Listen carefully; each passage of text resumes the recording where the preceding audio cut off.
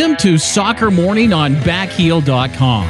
Here's your host, Jason Davis. Good morning, everybody. Welcome to Soccer Morning, brought to you by World Soccer Talk. We are live on a Monday, debut edition of the show on World Soccer Talk. Very excited for that. Let's do the business off the top before we get into the headlines and our excellent lineup of guests today. The first things first, if you are hearing about the move to World Soccer Talk for the first time, and you get the show through SoundCloud or Stitcher or iTunes or some RSS feed thing, don't worry. You don't have to change anything. You're good.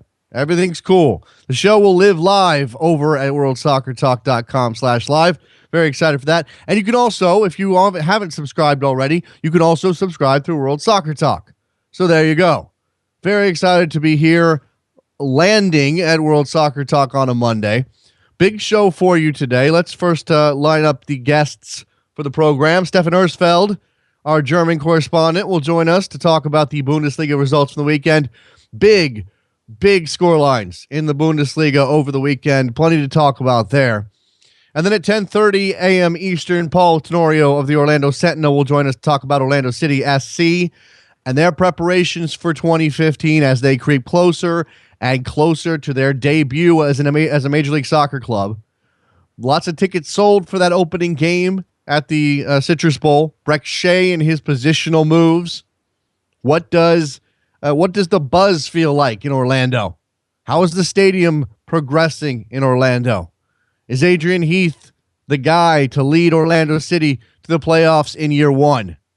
Lots of questions there that Paul Tenorio may or may not have the answers to, but it should be a good discussion either way. Let's do your headlines here this morning on a Monday before we get to Stefan Uersfeld and talk Germany. In American soccer circles, is there any news bigger than the news that Dom Dwyer and Sidney Leroux are married now? I'm not sure that there's any bigger news out there. I mean, a thing that happened this weekend, we didn't know. We knew they were dating because they revealed that in December. But now we find out that they're married. They got married last month. Congratulations to the happy couple. I guess they've purchased a home in Kansas City where Dom plays, obviously. Good times for some very athletic people. Good stuff there. And, if you don't follow Sidney Leroux or Dom Dwyer on social media, this is just a reminder that you should probably be doing that. Because you miss out on these things if you don't follow them on social media. In the FA Cup this weekend, League One side Bradford City knocked out Sunderland. That was your giant killing of the weekend. Otherwise, FA Cup results, pretty standard. West Brom beating West Ham, okay, whatever. Blackburn, actually, I forgot about this one. Blackburn Rovers crushing Stoke 4-1. You had Reading beating Derby, okay. Crystal Palace falling to Liverpool, no surprise there. And then Sunday's results, Arsenal getting through by beating Leicester City. And then, Arsenal beating Middlesbrough, Aston Villa beating Leicester City. Speaking of Aston Villa, they have signed they've hired a new manager to replace Paul Lambert, and it's Tom Sherwood. Now, not being English myself, I don't really understand the fascination with Tom Sherwood. I'm not saying the man is not qualified for the position, but he is certainly a risky proposition for Aston Villa, for a club that needs some momentum to pull themselves out of the relegation zone, stay out of the relegation zone. I mean, it would be a disaster to see Aston Villa go down to the championship. Certainly that would be one of the more surprising relegations of the last couple of seasons. We've had some yo-yo clubs. We've had some smaller clubs come up, have a good season or, have a season in the Premier League and then go right back down. To have Aston Villa fall out of the Premier League, be a pretty big deal. Be on the level of Newcastle going down a couple years ago before they came back up. We'll see if Villa under Tom Sherwood but they get a win. It's the FA Cup. It doesn't mean as much. It's not going to help them in the league, clearly. But to get a win over Leicester City, another Premier League side, a relegation candidate Premier League side, in their first match, is probably a good thing. A good sign of things to come, perhaps. Barcelona crushed Levante 5-0. That game is notable for a couple of reasons. Number one, Barcelona's 11th straight win. But Lionel Messi, the world's best player, Lionel Messi, now has records for goals, 269, hat tricks, 23, and assists, 106 in La Liga. He is a machine. And now, all of a sudden, we've got a Barcelona that had struggled out of the gates with Luis Enrique at the helm that is now on absolute fire. Based on the way things have gone in Madrid, as compared to the way things have gone in Barcelona, it's starting to look like this is going to be Barcelona's title to win. But we'll see. Real Madrid, obviously, with plenty of talent. Atletico Madrid with a loss this weekend as well. A bit of a blow for them. In the Bundesliga, before we get to Stefan Uersfeld, let's set this up. Dortmund came back from a 2-goal deficit to beat Mainz on Friday. Wolfsburg beat Leverkusen 4-5 in an absolute thriller. And Bayern Munich, juggernaut Bayern Munich, dropped 8 goals on Hamburg. 8-0 they won that game. Just get out of their way, right? They dropped an ocho, as Trevor is coining a phrase. And we'll see if that one catches on. I'm not sure that's gonna sweep the nation. Dropping the ocho. All right, let's take a break. Let's get Stefan Uersfeld on the line. You are listening to Soccer Morning, brought to you by WorldSoccerTalk.com. Thank you very much for partaking in the program. We'll be right back. Talk some Bundesliga.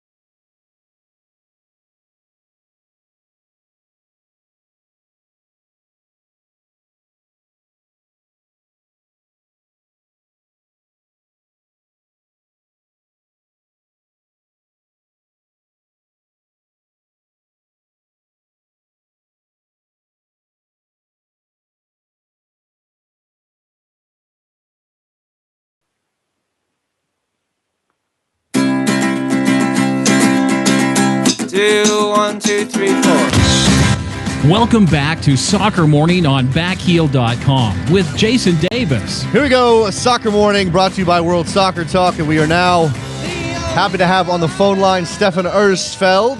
Talk a little Bundesliga. Stefan, how are you? I'm very well, thank you very much. I imagine that you had quite the fun football weekend with some of these results that we saw in the Bundesliga. We absolutely have to talk about young Julian Green and his current situation, but let's talk about some of these results. I'm going to go back to Friday because, you know, again, the plight of Borussia Dortmund this season, endlessly fascinating. Questions of whether or not a club of that size with that recent success could conceivably be be relegated this season. They fall behind by 2 and ultimately make a big comeback. Is that a turning point for them? Yeah, well, they fell behind by 1 goal, but it's still a turning point for Borussia Dortmund. We called it back-to-back victories for the first time or second time this season.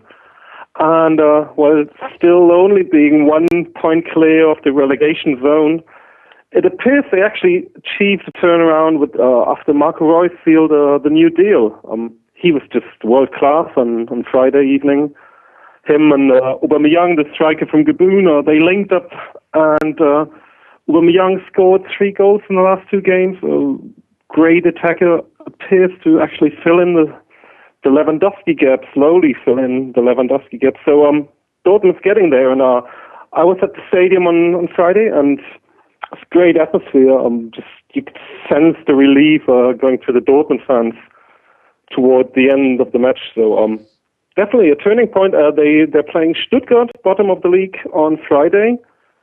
So this is going to be an important match to steer clear of the relegation zone and not get back in there before the Juventus match next week.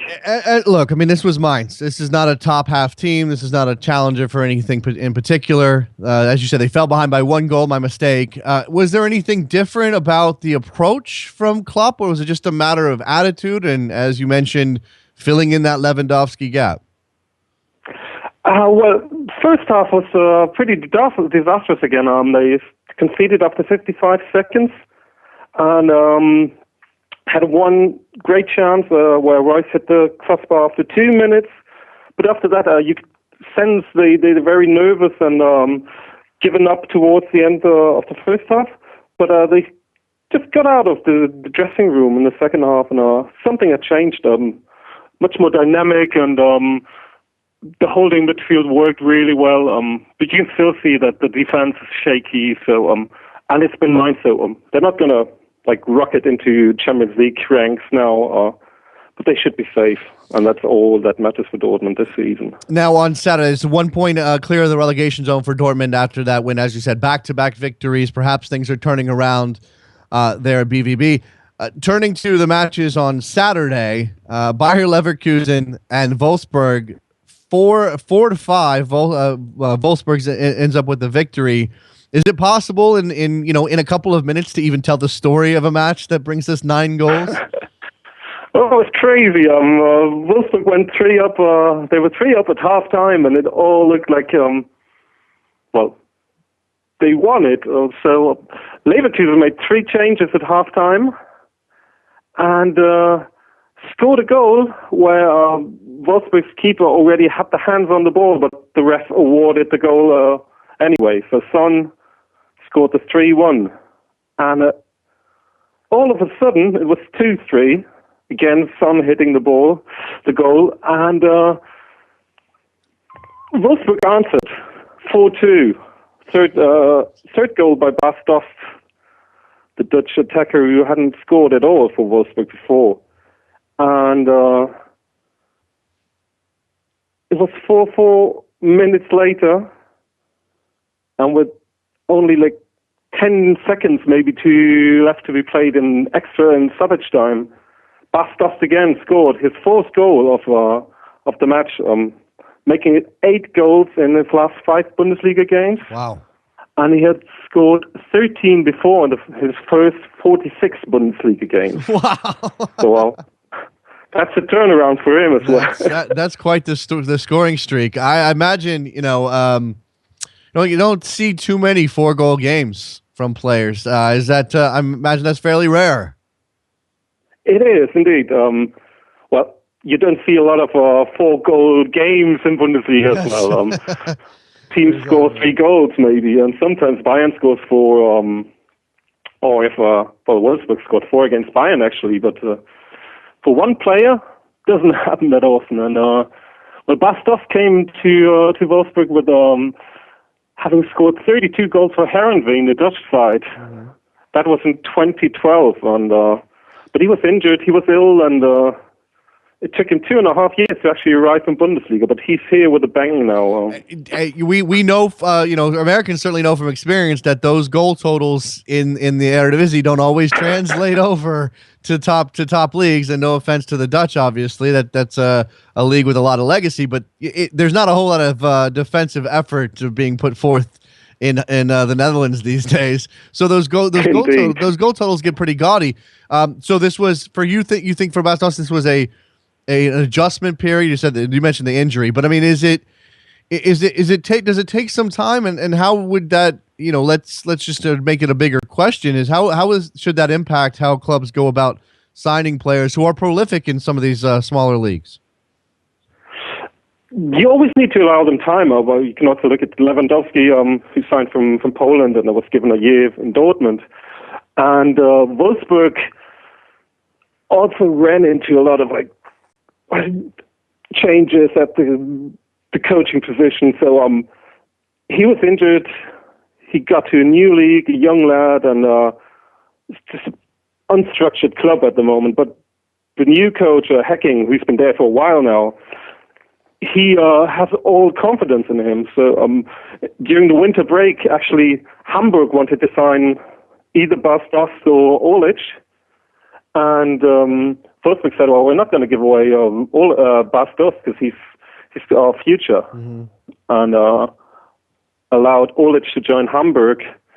So I think he just needed time, maybe a bit more time than other players. But he's here now, and all signs indicate he actually will stay in Bundesliga for a while, because he was on his way out to Premier League, maybe to Stoke or some other club during the winter break. Now, Wolfsburg absolutely needed that victory to have any really dim hope of keeping contact with Bayern Munich, who also had a big win of their own, 8-0 against Hamburg on Saturday. Says more about Bayern Munich, or says more about Hamburg right now? It says more about Hamburg right now. It was a bad start for Hamburg. They've conceded the first goal through a penalty, which is a handball decision, pretty controversial. Second goal was scored from an apparent offside position. So there you go. You concede the first two goals, and after that they just fell apart. Because they played really high and tried to attack, which didn't work out. Didn't have much of the possession, of course, and Hamburg are just a disaster. Now we're going to come back to Hamburg in a minute, but other than those two, obviously big score lines, was there anything else to take away from the German weekend? Again, Bayern Munich clear, 8 points clear of Wolfsburg at the top of the league, but you obviously some jockeying and some potential for intrigue at other places, especially at the bottom with Dortmund, but they get themselves out of the relegation zone for the time being. Where else are you looking right now?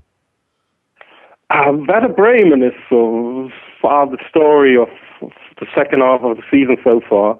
They won their last 5 games and moved on up from 18 on match day 16 up to 8th in the standing. And they're only 3 points behind Leverkusen on 6th, which would mean qualification for the Europa League next season. They brought in a new coach, Viktor Skripnik, who played under their former boss, Thomas Schaaf, when they were a Champions League team back in 2004, 2005. And after years and years of trying to buy players, and they bought wrong players, once maybe Mesut Özil, who came through at Werder Bremen, left the club. They actually found a new coach with a new system, which is working out fine for the club. And from being a relegation candidate, they're actually now a candidate for Europa, which is weird, given it's only been 5 match days. Yeah.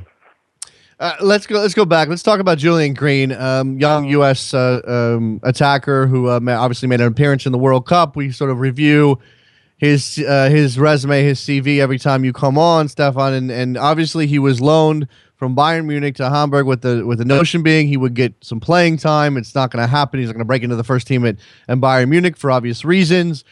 He has potential. Pep Guardiola has talked him up on several occasions, and it hasn't gone well in terms of his personal situation at Hamburg. He hasn't gotten much playing time. And we have reports now, and you can tell me if I'm wrong on any of these points, but the reports were he was demoted to the U23 team.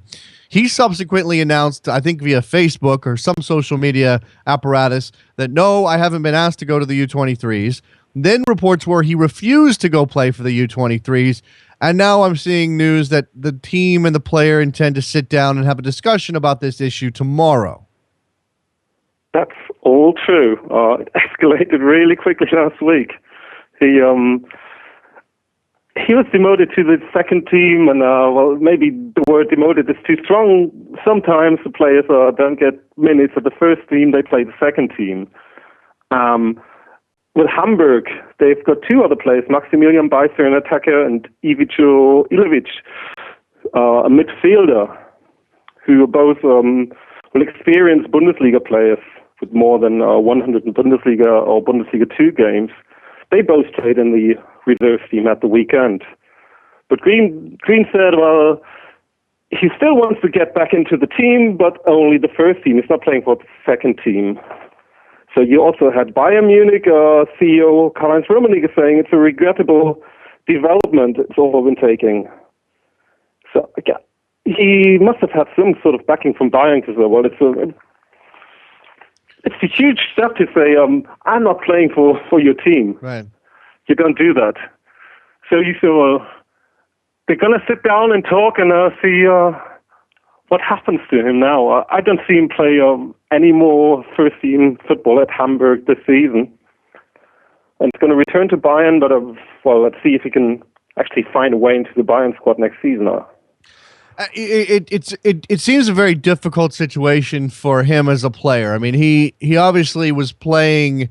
He was playing for Bayern Munich in their in their academy system. I apologize. Their whatever the fourth division team that Bayern Munich has. Obviously, he was playing very well there. He needed to step up a level, but does this speak more to his attitude or his ability to contribute at the Bundesliga level, or is this about maybe Bayern Munich choosing the wrong path for a young player? I'm trying to determine where. I'm not saying it's necessarily anybody's fault singularly, but somebody should take responsibility for the fact that he's now in a situation where he's not going to get playing minutes. He's going to get minutes at the top level, and as you said, he must have some backing from Bayern Munich to flat out say, I'm not going to play for the second team.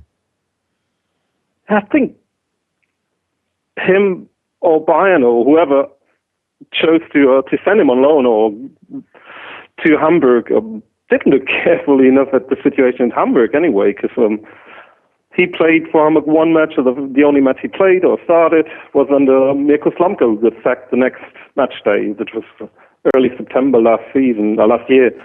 And ever since, there's been a new coach, and he's just not his player, Joe Zinbau's player. So, and you could see it coming that Mirko Slomka would not stay there forever. Just the club's been in turmoil for years, and been sacking their coaches, and Joe Zinbau will not last the season if it continues like that. So, and Green seems to have a lot of confidence in his abilities. So that doesn't really help him to, it has the feel to it that he thinks he's a World Cup player and doesn't need to return to the fourth league like he did for Bayern last season. I guess this is the situation. Yeah, it's obviously difficult. I mean, from an American perspective, we just want Julian Green to progress, to get better, to perhaps realize his full potential, and this kind of speaks to the issues that clubs sometimes have, when especially big clubs who are able to purchase as much talent as they want, in addition to trying to grow internally young players. What do you do with them? Where do you put them? How many times do you loan them out? This is obviously the first time for Julian Green, but there are numerous players I could mention, especially in say England and some other places where the club holds on to them, but it seems like every year is another loan. And at some point, you either need to cut bait and sell the player on, or give him an opportunity to go discover some other possibilities, or you risk him not. I mean, if you choose to hold on to him, fine, but you need to make sure he's got a path to actually getting better. And I suppose that's the issue here: is Julian Green going to get better playing for the U23s in Hamburg?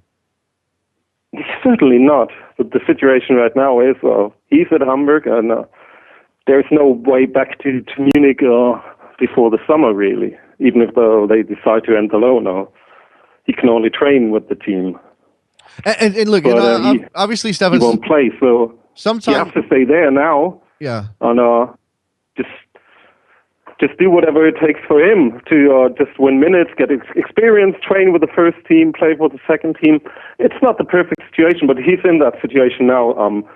So there's no way out. And Bayern Munich are usually not a club who send players on loan just because they might succeed. Well, you had the example of Toni Kroos, who played at Bayer Leverkusen, or Philipp Lahm, who played at Stuttgart, or David Alaba, who played at Hoffenheim. All three on loan, all three world-class players. Mm-hmm. So I think it's just the situation in Hamburg was not perfect to start off with, and it went from turned into a horrible season for him. So he has to make the most of it now, which is, and then see whatever Bayern decides, and maybe leaving the club altogether will help him, and because there's a lot of pressure on him, and you still have like Guardiola's words that he's a very, very good player. But Guardiola says that about everyone. I know, and you know, it's Guardiola's job to build up the young talent that's in his club. I mean, why would you not say that a young talent is good and has a bright future? Because that's only going to, it's only going to fill them with confidence, and we know how important confidence is in this game. So I don't know what, I mean, I don't know, I'm not sure we should take Guardiola's words at face value every time, as you certainly mentioned. I only have a minute or two with you here, Stefan, and I want to move to another American international playing in Germany, and that's John Brooks. We touched on John Brooks and his situation last time you were on the show. There's some question about whether or not he was going to be in the team or out of the team. He had had a great performance and then been dropped. He's back in the team. Now, obviously, Hertha Berlin is in trouble in terms of relegation, but he's back in the team and apparently still playing fairly well. He's playing fairly well, but they've got a new coach, so it's a new situation. They lost 2-0 yesterday against Freiburg, and Brooks was up there for the first goal. So, again, like, Berlin media is very critical, and they now begin to fear that the club's actually going to get relegated once again. So Brooks in Berlin received some backlash today, which is not good for him, but because I think he's also a player who builds a lot on confidence. He seems like a very impressionable young man. I'll say it that way. I mean, I obviously don't know him, but he certainly seems like the type of player who could have some big swings up and down based on his confidence. Indeed. So, but he should be fine because he managed to return to the team under the new coach, and he will play him. He has said that,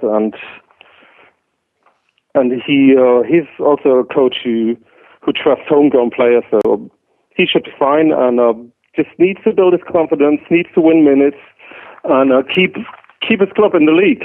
That's all that matters for Hertha. But they're only 1 point behind Dortmund, so that's the dimension we're talking about. Okay. Still everything, 8 points behind Bremen, who have won 5 in a row. So everything's possible for Hertha Berlin, and also for John Brooks, even though he caused 1 goal yesterday. Okay. Okay. So look, I mean, obviously he's still a player kind of growing into himself again. Hopefully his confidence remains high. Stefan Uersfeld joining us from Germany talking Bundesliga. Please go follow him on Twitter, Uersfeld. Stefan, appreciate your insight and your time as always. Thank you very much, sir. Thank you very much, Jason. Take care. All right, let's take a break. When we come back, we're going to transition to American topics. Talk Orlando City Soccer Club with Paul Tenorio from the Orlando Sentinel. Don't go anywhere. Soccer Morning, brought to you by World Soccer Talk.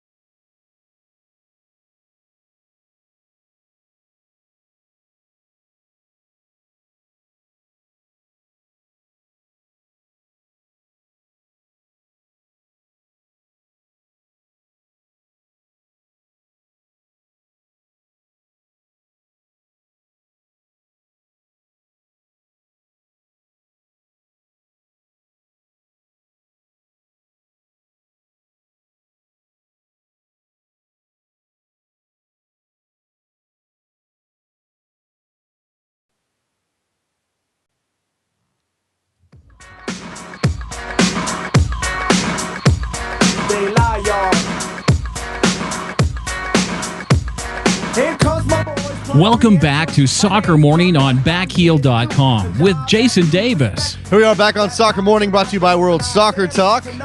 Joined now on the telephone by Paul Tenorio of the Orlando Sentinel, down where it's nice and warm, and I'm extremely jealous. Paul, how are you today? I'm doing well. I got this short sleeve polo shirt on. I'm on my way out to Orlando City practice where I can work on my tan. It's a beautiful day here. Paul, I'm wearing layers indoors. Don't do this to me. All right. So it's nice and sunny and warm down in Orlando as the club gets ready for the new season. And, CBA issues aside, Paul, I imagine that the enthusiasm in the city has got to be taken off. I've seen reports of as many as 40,000 tickets sold for that opening game. Are they going to make their goal of a sellout? I mean, 40,000 is impressive. Yeah, I think 40,000 was kind of, for me, the magic number. I think they needed to hit 40,000 no matter what. And so I think anything over this is a bonus. I think it'll be hard to get to 61,000. But I didn't expect them to get to 40,000 this soon. And I will say, I say to people all the time, I've learned not to doubt Orlando City and Phil Rollins when they decide that something's going to get done. Usually it ends up getting done. So there's certainly a lot of enthusiasm. I think there have been a lot of people who have kind of been watching Orlando City from a distance who are deciding, hey, you know what, I'm going to go ahead and try out this opener, see what the buzz is all about, be a part of an event at the very least. I went to the first soccer game in Orlando at the very least, first MLS soccer game in Orlando, and be a part of it. They announced 40,000 plus in sales. I think that's, including the final 2,000 or so season tickets that are still being shopped, as well as some group sales that are being finalized still. But when you go on Ticketmaster, the entire lower bowl is sold out. I saw less than 50 seats available on Ticketmaster in the plaza level. So for the general public, the only thing I saw open was the upper tiers now. So they are definitely getting into that area where, and maybe if the sales keep up at this rate, they could be looking at, with the right walk-up crowd, hitting 50,000. It's pretty impressive. That is very impressive. And I'm looking into things happening in Orlando this morning as I get ready to talk to you. And I came across a piece by Mike Bianchi at your paper that sort of indicates that, with the way that things are going for the Orlando Magic of the NBA, that maybe there's an opportunity here. Do you see it as sort of that kind of balance in the city? Is there a chance that Orlando City can capitalize on something that's not going well for the Magic? No doubt. I mean, I think there were a lot of things that were right timing-wise for Orlando City when they came to the city looking to build a stadium to make an MLS team happen here. The economy was rebounding. There's a mayor here who is very focused on revitalizing downtown through entertainment and building entertainment venues, and that was a huge piece of it. And the tourism taxes coming back into play, that was a big part of it. And I think another big part of it was the fact that the Magic have been so bad now for so long, and there's no real light at the end of the tunnel. This city is kind of starved for a team that can represent it in a positive, winning way. And I think that, Orlando City coming into USL and winning a lot. I mean, they've won more games in their first 100 games of existence than any soccer team in American history. I think all of that played a huge role in what they've been able to do in this community. And I think because Orlando Magic is still struggling and because there's still no sense really of when this plan is going to come to an end, when they're going to start winning games, Orlando City is the perfect, second option for some fans who don't know anything about soccer to say, okay, where am I going to go spend $125 with my kids this weekend? Am I going to take them to a Magic game and watch them lose? Or am I going to take them to watch soccer, entertaining soccer with a winning team? And I think you're going to see a lot of that type of fan trying things out through these first couple games. In a city that is built around its tourism industry, and obviously, it's there's got to be a healthy use of discretionary funds to go entertain the family in that area. Obviously people are flying into Orlando all over the place, but even the locals, you can go to Disney World, you can go to SeaWorld, you can hit all these places, Universal Studios. Is there a sense that maybe in the terms of the sports realm, Orlando City is going to be more bang for your buck than the Magic? I would imagine that's got to be the case. Oh, absolutely. Absolutely. I think that's the case. You're definitely able to get some cheaper seats. I mean, I think to me that's a bigger factor with the locals, because with the Magic, Orlando City's average ticket prices are less, are not significantly so, but when you factor in the fact that there's 41 home games in basketball versus 17 or 20 you're paying for with Orlando City, the overall price of a season ticket is significantly less of an investment, and thus much easier for families here to say, okay, I'm going to be able to buy 4 season tickets for Orlando City and afford it and still have, a little bit of income left over. Whereas if I go and spend money for 4 tickets of the Orlando Magic, that's a significantly higher investment, and you're not seeing very many wins when you go to the game. So I think that's a big area that Orlando City is trying to hit hard. I think they're looking at getting out into some of the suburbs and trying to find some ticket sales there. Obviously, the major market that they're going after is the millennials, the younger fans. 18 to 34 is their market, and I think that's where you're going to see the bulk of these ticket sales happen. But absolutely in an area that there's a ton of competition for the entertainment dollar, I think Orlando City can sell itself as being the cheaper, more affordable athlete sports entertainment option over the Orlando Magic, and they win, or at least they have. Right. They have won in the past. It's it'll behoove them to put a competitive team on the field right off the bat in order to keep those new people interested in the team around, especially if they buy season tickets. And to that point, I mean, we know the Stars, and you and I have talked over some of the roster building issues that face Adrian Heath, and I think they've done a fairly good job so far, although we don't know what it's going to manifest like on the field. Brek Shea in particular was not only an interesting signing because he failed in England and came back, and we wondered about his salary and all of those things. But now it appears that not only is he, is he coming back to MLS to regain some of his previous momentum, but he's also going to switch positions at the club level. Is that something that they're working on? Brek Shea is a left back now? Oh, absolutely. Right now, that's where he's playing. That's where he's working. And, for me, it's been interesting because, first of all, if you've ever seen Brek Shea in person, he's a big guy. Yeah. I mean, 6'3", good frame. He's a big dude, and you don't see big guys like that at left back or fullback very often. So he's still got those kind of offensive instincts getting forward up the field. But the good thing for Orlando City is that is what their system is built around. They play a 4-2-3-1 with the wingers pinched in going towards goal to create these lanes to the outside back to get forward. It is very well designed for Brek Shea's skill set. It's the way to be able to get their best players on the field at once. Carlos Rivas, the kid they signed from Deportivo Cali, they are very excited about him. He led Deportivo Cali in scoring last year in Colombia. They feel like he can be a very dynamic player in this league. He's probably going to be one of the fastest players in the league. And now you're able to get both Rivas and Shea on the field at the same time on the same side of the field and really put some pressure on an opposing back line. So, I was impressed with what I saw from Brek in the U.S. national team camp. I thought in the 3-5-2, he looked a little bit confused. A lot of people looked confused in that formation. They had never played it before. You're asking a guy to drop back and play left back in a hybrid left wing position. I think that's asking a lot. I thought he looked much better when they went to the 4-2-3-1 in the second game. And I thought he looked very good the other day in Orlando City scrimmage against BK Hackett. So right now, I think it's looking good. There are going to be some spots you have to iron out. He still isn't always quite sure when to go forward, when to stay back. But, I think that's the kind of stuff that comes just with repetition and minutes. Certainly, but, it's a question of whether or not they have the time to give him the repetition in the minutes before the season starts. Maybe a work stoppage would benefit Brek Shea on that. No, I'm kidding, of course. That would mean I don't know.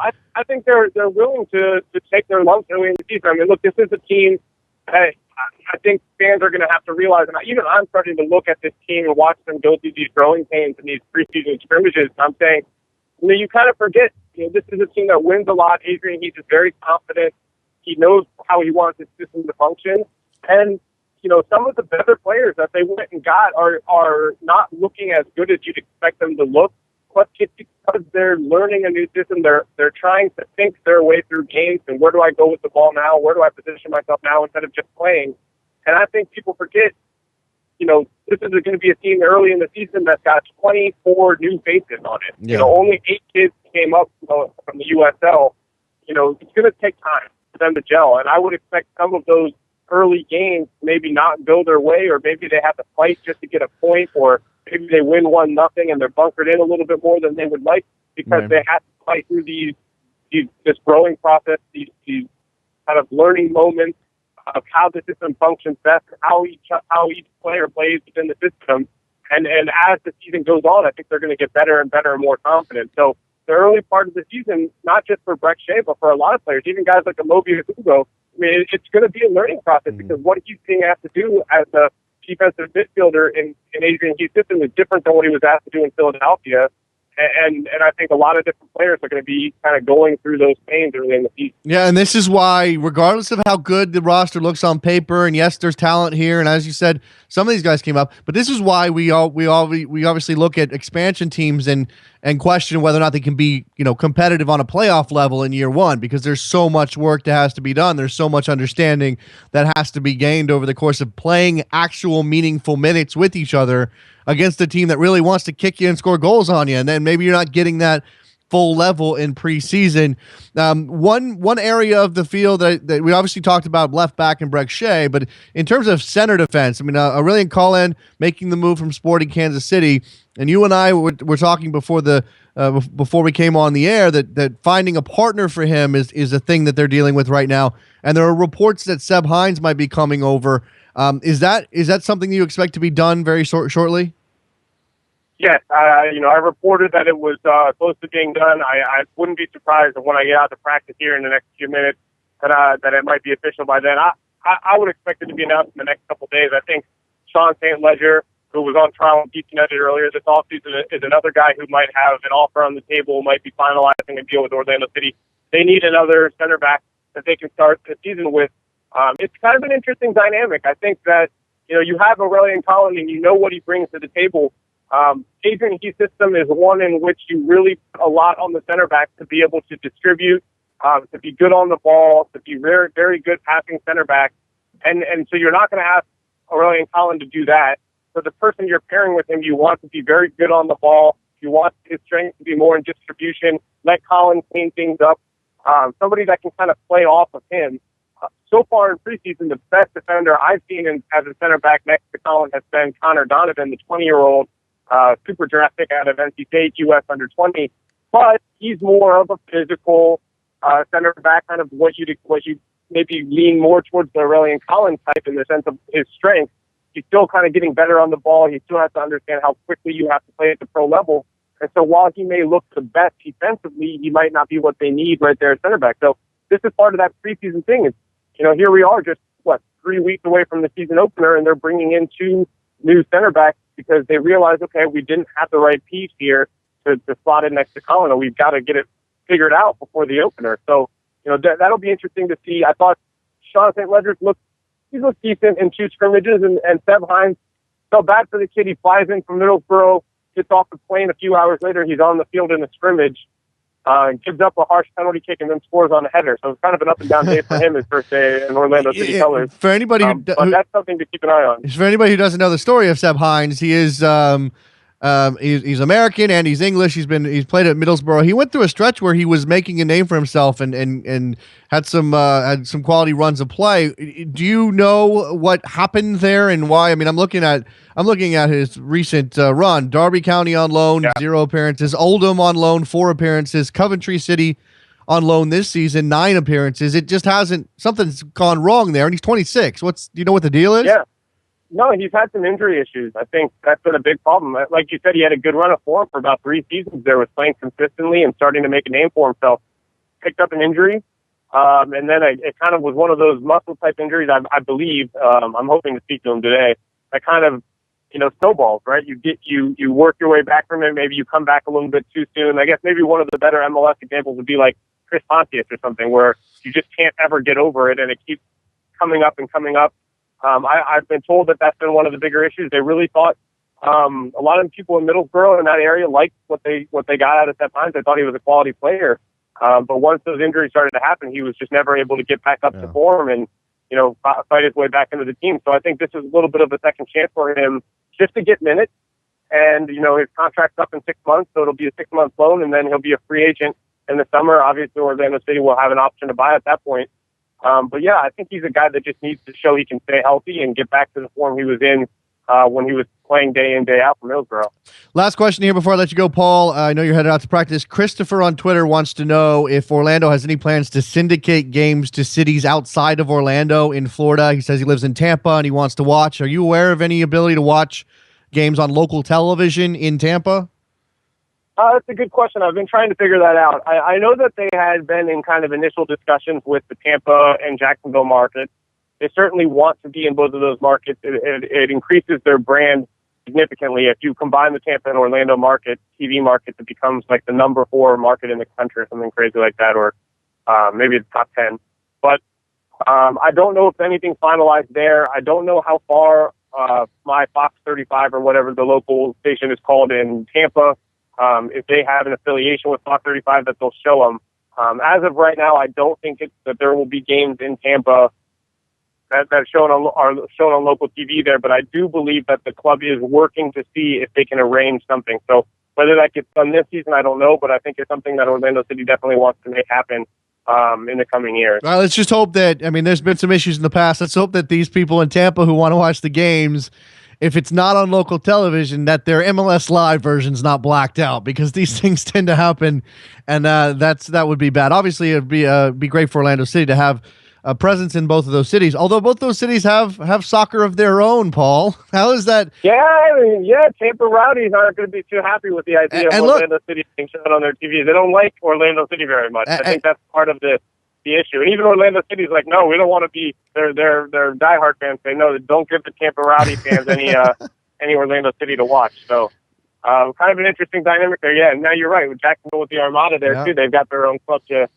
market and sell as well. It'll be interesting to see how that plays out, but certainly I think, knowing Orlando City and knowing how hard they push and market the team, I would be surprised if they don't find some way to have some kind of presence in those markets, because it would be huge for them to be able to claim, all of Central Florida and stretching up into that North Florida area as well.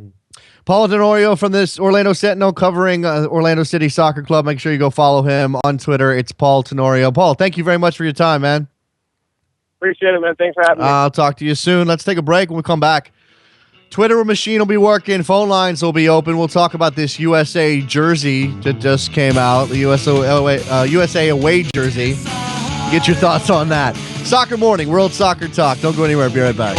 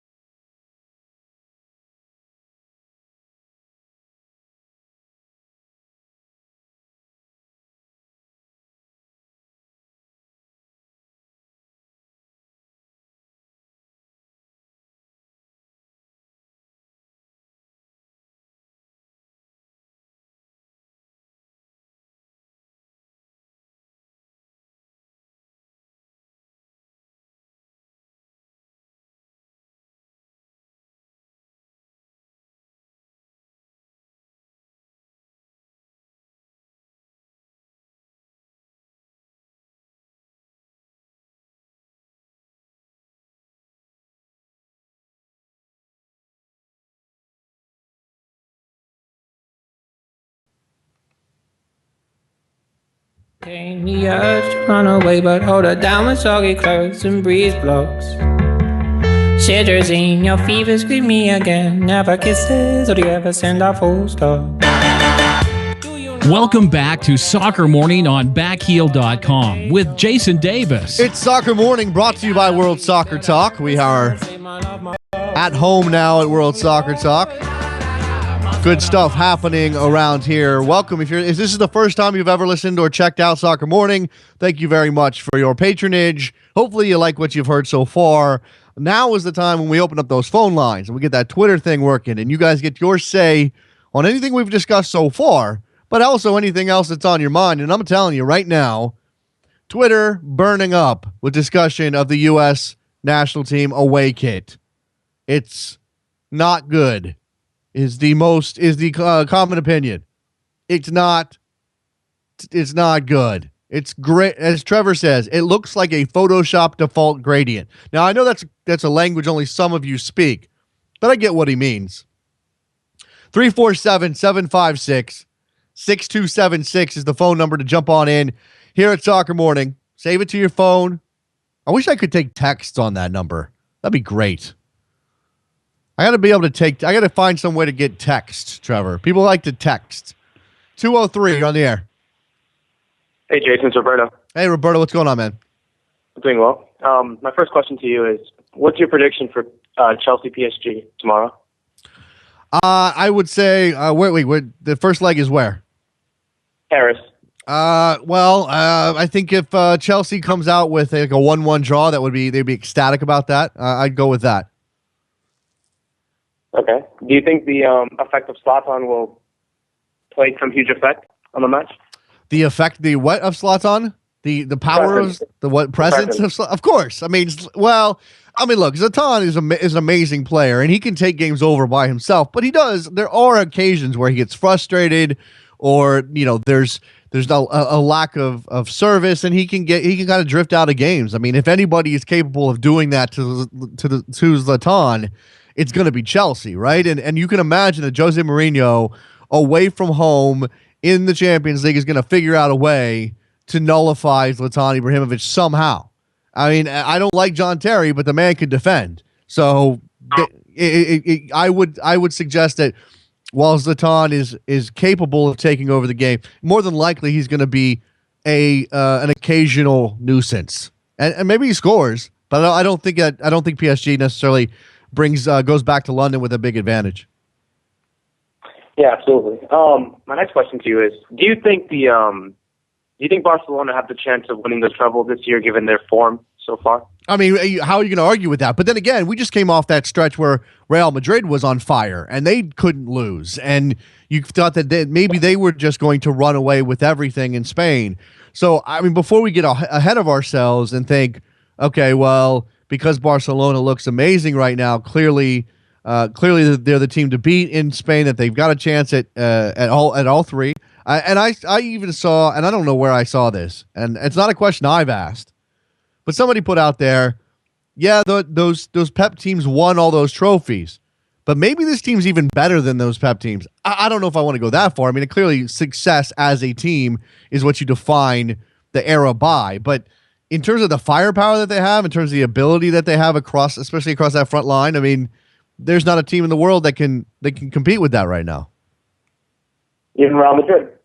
Even Real Madrid at this point. I mean, not only because Ronaldo has obviously had a couple of bad games and everything else, but I mean, you just don't. Karim Benzema is not. He's a great player. He's a great goal scorer, but I don't think he's on Suarez's level when Suarez is at his best. Obviously, Neymar is otherworldly at times.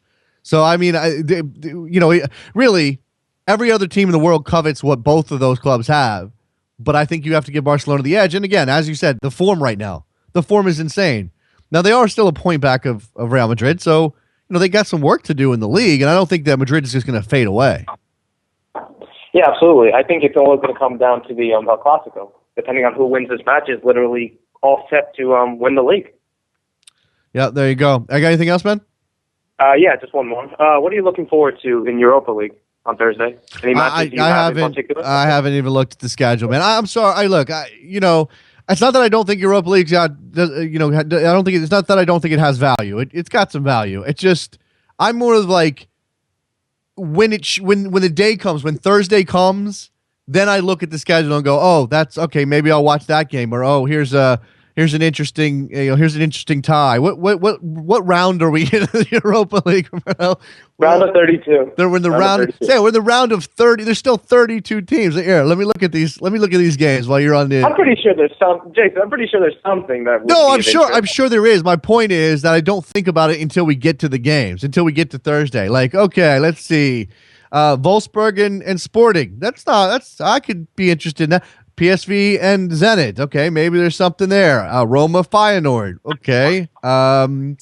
Let's see what else. Liverpool Besiktas. Okay, I mean there might be something there to be interested in. Celtic and Inter. Okay, there's a, at least in terms of the club size, there's two big clubs going at each other. I would imagine that Inter is, well, I don't know. I mean at this point Celtic's got no challenge in Scotland. Let's see what else. Spurs and Fiorentina. Okay, that might be the game, because I do enjoy the I do enjoy the consistent Thursday afternoon Spurs match that we get, because they're always in the Europa League. It's always fun. Absolutely. And Harry, okay. Go ahead. Right. Trevor is saying the Kane train. So there is the Hurricane, Harry Kane. Yeah. Hurricane. Yeah, definitely. It's one of those hipster competitions, if you think about it. Well, yeah, and you know what? We're going to do this in the future. We have still yet to convince producer Trevor to get a microphone that is of decent enough quality for him to get on the air here. But the man is... Get Trevor on the air. We need to get Trevor on the air. And one day we're going to play Where's That Club From with Trevor Hayward on this program, because I'm telling you, it doesn't... I mean, the round of 32, it gets a little easier. But I'm talking about the beginning of the Europa League with some of these clubs that you have never heard of in your life, that sound like somebody threw a bunch of letters together in a Scrabble bag and just started pulling them out. Trevor knows where every single one of these clubs plays their domestic soccer. It's amazing. You got anything else? You're a genius. Must be a genius. Yeah. His head is filled with useful knowledge. Thanks, Jason. I appreciate the phone call. 347-756-6276. Get in. On anything you'd like to, whether it's, there you go, some La Liga talk. Clearly, Barcelona transcendent right now. Absolutely transcendent. And we did some Bundesliga earlier in the show with our friend Stefan Uersfeld. If you missed it, talked some Wolfsburg, some Bayern Munich, obviously, Julian Green at Hamburg. All interesting topics. Here's something that I think we need to consistently hit on between now and August, Trevor. Trevor is extremely excited about this. The Bundesliga arrives on a channel that you actually get in the United States in 2015, 2016. That's a big deal. It is Fox, right? Fox has got the Bundesliga. The Fox has got the Bundesliga rights. Am I wrong about that one? Okay, I'll wait on the confirmation of where those rights, to whom those rights belong. I think it's Fox. Speaking of television rights. Yeah, it is Fox. Speaking of television rights, I found it interesting that ESPN decided to respond to the news that Fox was given the rights to the 2026 World Cup in the United States, that they were not given the opportunity to bid for those rights. Now, clearly, ESPN got outbid for 2018 and 2022 after putting on a fantastic show for the 2010 and 2014 World Cups. And some people in this country were obviously dismayed to hear that Fox had secured those rights. And we're all watching closely to see what Fox does, what kind of investment they put into the game, not just at the international level, but when they do the women's, just at the international men's level, when they do the Women's World Cup this summer, when they take on MLS this year, we want to see that quality go up and up and up. And ESPN obviously not too happy about Fox being handed the 2026 World Cup rights. Now, again, the thinking is that this is giving Fox a bonus because the World Cup in 2022 is going to be moved to the winter. That changes the value of that tournament for Fox. They may have complained and threatened lawsuits, and this is a way for FIFA to mollify them. But as I said, ESPN not too happy. 607, you're on the air.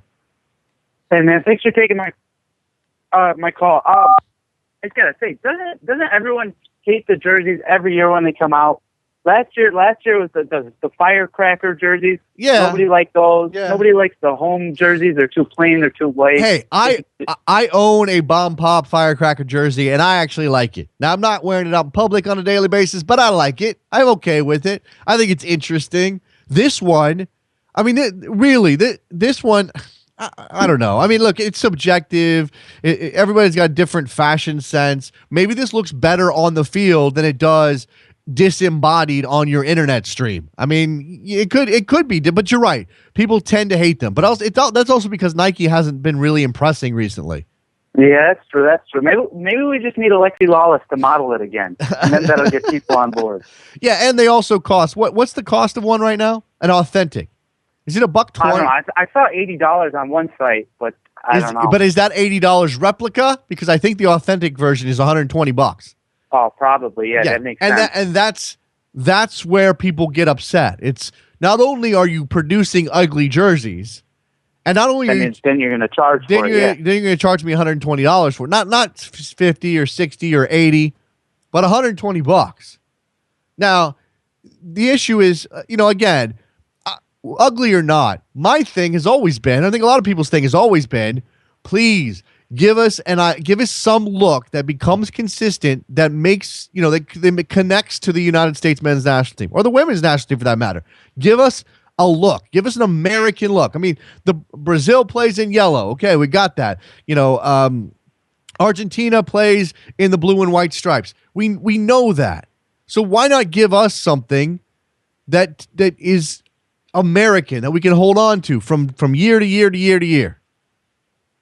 Why don't we do that? I hear you. I hear you. And why don't we play in red more often? Now, I actually know the story of why we didn't play in red for a very long time. But red should be a bigger part. This one is straight blue. I know the Bomb Pop kid had some serious red in it, but let's come on. Let's be more creative here. All right, man. You got anything else? No, that's it. Thanks for taking my call. I appreciate it, man. I appreciate the phone call. 347-756-6276. We stay here. We stay here until the phone calls stop. That's pretty much what we do on a daily basis. Again, if you're new to the program, if you've navigated over to World Soccer Talk and this is the first time you've ever seen Soccer Morning, heard Soccer Morning, that's what we do. We have some excellent discussions with some quality guests every single day. We take your phone calls. We respond to the news that's out there. The news in the world of soccer, whatever that may be, whether it's here, abroad, Mexico, South America. And I know we got some Copa Lib to start to get into. Champions League, as we just talked about. Europa League. There's a lot of things going on. MLS ramping up towards its season. CBA negotiations. Apparently going nowhere. Federal mediators now involved. So that has officially happened. The league and the players have said, hey, you know what? We're not getting anywhere. Let's bring in some impartial people to try to help figure this out. And I think we are getting to the point now. It's February 16th. A season starts on March 6th. So you essentially have 3 weeks. Not even 3 weeks. So I guess the question here for all of you MLS fans out there is, how nervous are you? On a scale of 1 to 10, are you starting to get, the jitters over the fact that the MLS season might not start on time? I can tell you, I'm at like a 6 right now. And it's not going down. It's going up. The federal mediators might hold it in place for a week or a couple of days. But every time the players start talking about strike, and every time we hear nothing out of the owners in terms of budging on free agency, I start to believe we're getting closer and closer to that work stoppage. I don't know how long the players can hold out. I don't know how long they can go without getting paid, especially on the lower end. I mean, obviously, Kaká can go forever. Michael Bradley can go a very long time. Josie Altidore. Robbie Keane. But beyond those guys, Glenn Dempsey. But beyond those guys, there's a host of players at the lower end of the pay scale in MLS who are going to find it very difficult to put food on the table after a couple of weeks of not playing. Maybe it doesn't take that long. Maybe it only takes 2 weeks. But I think it's a disaster for both sides if there's a work stoppage. That doesn't mean I know who should blink first or who's going to blink first. We know that the owners have all of the power here because they have the money too. For some of these owners, and I believe this is true, for some of these owners, not playing games is actually going to save them money. It's not going to be that they're losing money because the games haven't started yet. It's that they're saving money because they're not in the red every week. And that's got to be troubling from a fan perspective as well. So hit us up on Twitter at Soccer Morning with your thoughts as to how nervous you are about an MLS work stoppage. Again, scale of 1 to 10, 10 being holy crap, it's I'm freaking out. 1 being I'm not worried about it at all. Where do you fall? Let's get ready to wrap up this program. Hayes on Twitter. Oh, we got a phone call. We'll drop one more in. 856, you're on the air. Hi, how you doing? I'm actually really nervous that the MLS season doesn't start on time. Like an 8 or a 9 at this point? Yeah, I'm real nervous. I actually have been really looking forward to the season and really excited to watch the new clubs come in, but I don't think it's going to happen on time. The question is what kind of collateral damage this has on MLS and their place in American sports, in soccer, for soccer fans. I mean, look, it's not like when the MLS season starts, that's the only soccer available. When the MLS season starts, you're spending a lot of people are spending their morning watching Premier League. Maybe they just go, oh, now I got a Saturday night to go out. I don't have to watch a game anymore. I don't have to feel obligated. And we know that the MLS television ratings are the key to the future of the league. And how can you grow those ratings and leverage those consistent time slots if you don't have games to start the season after you've built up to all of this? Yeah, that's what I like doing. I like waking up in the morning on Saturdays, being able to watch the Premier League and other stuff on BN Sport and everything. And then later in the day, go to say the union games or even watch soccer on TV at the MLS. And I don't think it's going to happen. I feel like they're never going to reach a deal. I think they will get there eventually. I think the players can't hold out forever. And that's maybe the sad part. If you're on the player side, please get ready for them to not get what they want out of this. There's going to be a deal. There will be a season this year. Yeah, but it's whether it starts on time or not is the big question. It's 100% about whether they start on time. I appreciate the phone call, man. Thanks a lot. Thanks a lot for listening. A couple of thoughts on Twitter. CT Pro Soccer, with the weather as bad as it is, does the CBA matter at this time?